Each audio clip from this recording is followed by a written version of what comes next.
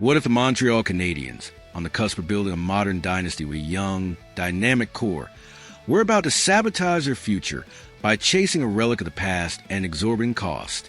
That's the dangerous precipice general manager Kent Hughes is teetering on right now, as insider Pierre LeBrun drops a bombshell. The Florida Panthers are open to moving legendary goaltender Sergei Bobrovsky, and the Habs are reportedly the frontrunners to land him. The narrative being peddled is seductive. Bobrovsky is a big-game goalie who could elevate a roster led by Nick Suzuki, Cole Caulfield, and Uri Slavkovsky into Stanley Cup contention. But when you peel back the layers of nostalgia and hype, what you find is a statistical mirage, a declining asset being sold at a premium that could cripple Montreal's carefully crafted rebuild. This isn't just a trade rumor. It's a potential disaster waiting to unfold. Let's cut straight to the heart of this. The Canadiens are in the midst of a promising resurgence, with a youthful core that's beginning to gel in a front office that has prioritized long-term sustainability over short-term desperation. Goaltending has been a point of concern at times, with inconsistency in net exposing defensive frailties during critical stretches. But the idea that Bobrovsky, a 37-year-old veteran whose best days are arguably behind him, is the answer to those woes is not just misguided. It's a betrayal of the very principles that have guided this rebuild. The Panthers are reportedly asking for a king's ransom, a first-round draft pick, potentially high-end prospects, and possibly more. For a team like Montreal, where every asset is a building block for the future, that price isn't just steep. It's a direct threat to the foundation Hughes has spent years constructing. Now, let's dissect Bobrovsky's performance with cold, hard numbers, because the romantic notion of him as a proven winner doesn't hold up under scrutiny. Yes, he's a two-time Vezina Trophy winner, and yes, he backstopped the Panthers to a Stanley Cup in 2024. But those accolades are snapshots of a bygone era. This season, Bobrovsky's stats paint a far less flattering picture.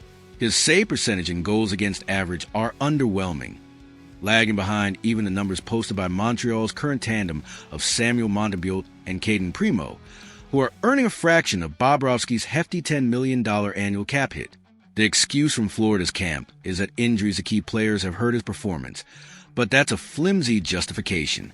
A truly elite goaltender finds ways to elevate his team even in adverse conditions, and Bobrovsky's inability to do so this year raises serious red flags about his decline. Beyond the stats, there's the issue of fit, both tactical and cultural. Under Martin St. Louis, the Canadiens are building a system that thrives on speed, energy, and adaptability. Bobrovsky, at this stage of his career, is not the agile, quick-reaction netminder he once was. His lateral movement has slowed, and his ability to handle high tempo, modern offenses is questionable. Add to that his age, 37 years old, with a body that endured over a decade of NHL wear and tear, and you're looking at a player who could break down at any moment, leaving Montreal a massive contract and no flexibility to address other needs.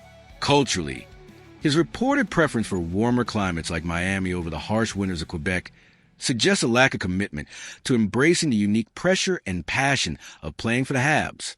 This isn't just a trade. It's a gamble on a player who might not even want to be here. Let's talk about the cost again, because it's impossible to overstate how catastrophic it would be for Montreal to meet Florida's demands. A first-round pick in today's NHL is gold. Potentially a future star who could anchor the roster for a decade at a fraction of the cost of a veteran. Prospects, too, are the lifeblood of a rebuilding team, representing the depth and talent pipeline that will sustain success long after the current core peaks. Trading those assets for a goaltender in clear decline isn't just short-sighted. It's a self-inflicted wound that could set the Canadiens back years. Imagine sacrificing a pick that could become the next great Habs forward or defenseman, only to watch Bobrovsky struggle through a handful of games before his contract becomes an albatross. That's not building contender. That's buying a ticket to mediocrity. There's a broader strategic lens to consider here as well. The Canadiens' window of contention is just beginning to open, with players like Suzuki, Caulfield, and Slavkovsky still on the upward trajectory of their careers. Rushing to win now by overpaying for a past-their-prime veteran is a classic mistake that has derailed countless franchises.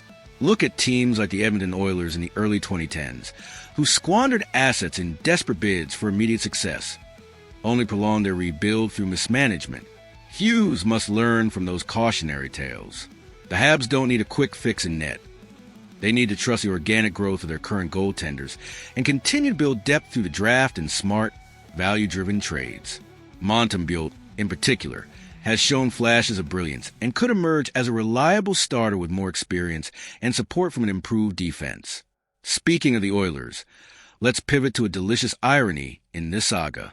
Edmonton is currently floundering with goaltending issues of their own, as Tristan Jarry has failed to provide the stability they need to maximize Connor McDavid's prime years.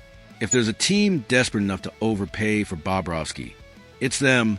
Let the Oilers be the ones to take on Florida's bloated contract and the risk of a declining player.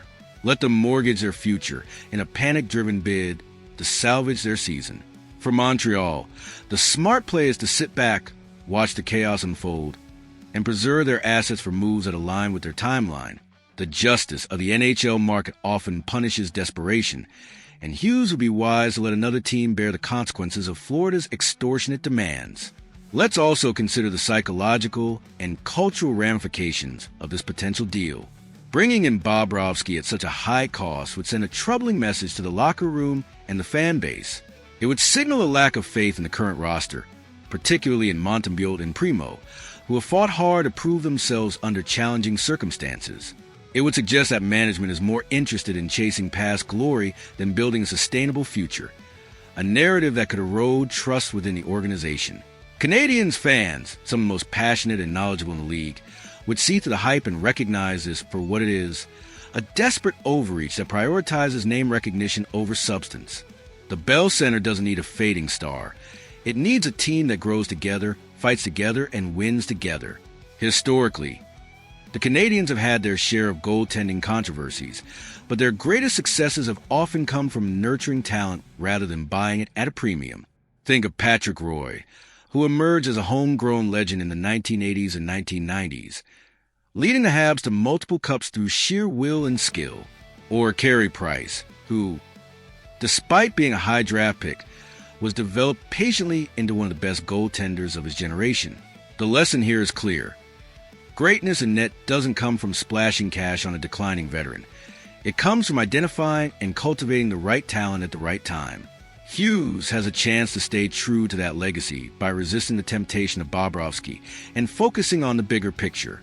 Tactically, the focus should be on improving the team in front of the goaltender rather than pinning hopes on a single player to mask deeper issues.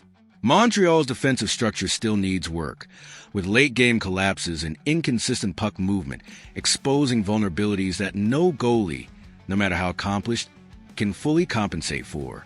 Investing in a young, mobile defenseman or a gritty forward who can backcheck relentlessly would do more for the team's overall performance than a high-priced netminder ever could. The modern NHL is about systems, not saviors, and the Canadiens must build a cohesive unit that supports whoever is between the pipes. Looking ahead, the implications of this decision extend far beyond the current season. If Hughes pulls the trigger on Bobrovsky, he risks derailing the rebuild just as it's gaining momentum, saddling the team with an unmovable contract and depleted assets at a time when flexibility is paramount. If he holds firm, he preserves the draft capital and prospects needed to address future needs, whether that a true number one goaltender down the line or additional pieces to round out the roster. The Canadiens' window isn't fully open yet. It's still a few years away, when their young stars hit their primes and the prospect pipeline bears fruit. Making a panic move now could close that window before it even has a chance to shine. There's also the matter of Bobrovsky's no-trade clause, which gives him the power to veto any deal. Reports suggest he's content in Florida, enjoying the sun and the lifestyle of South Beach. Why would he waive that come to Montreal, where the pressure is unrelenting, the winters are brutal, and the expectations are sky high? Even if Hughes were willing to pay the price, there's no guarantee Bobrovsky would agree to the move. That uncertainty only adds another layer of risk to an already dubious proposition, making it all the more imperative to walk away from this trap. So, I'm putting the decision in your hands. If you were running the show in Montreal, would you empty the coffers, hand over a first-round pick and valuable prospect to bring in a 37-year-old goaltender whose numbers suggest he's past his prime? Or would you slam the door on Florida's demands trusting in the growth of your current roster, and saving your assets for a move that truly aligns with the team's timeline? This isn't just about one player. It's about the soul of the Canadiens rebuild. Drop your verdict in the comments, and let's debate whether Hughes should chase a ghost of past glory or stay the course toward a brighter future. The Bell Center demands clarity, and this moment could define the path ahead for our beloved Habs.